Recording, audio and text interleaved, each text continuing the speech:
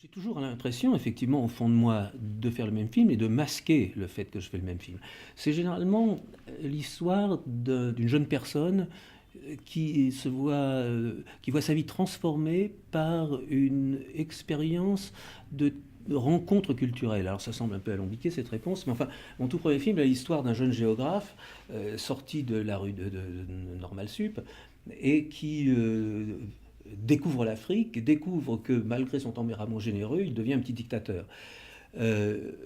et si j'enchaîne les films avec des choses si différentes que l'ours, par exemple, mais l'ours, c'est, tel que je le vois moi, c'est l'histoire d'un jeune personnage, un jeune ours, dont le destin va être transformé par son contact avec la civilisation humaine.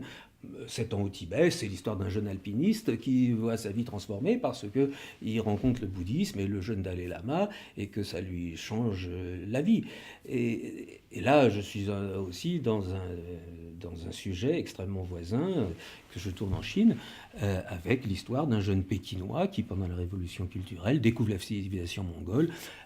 que cette civilisation mongole est calquée sur la société des loups, et se passionne à la fois pour les loups et les Mongols, et voit sa vie transformée. Donc et l'amant est l'histoire d'une jeune fille qui découvrant l'amour et découvre aussi la civilisation différente de son amant qui est chinois.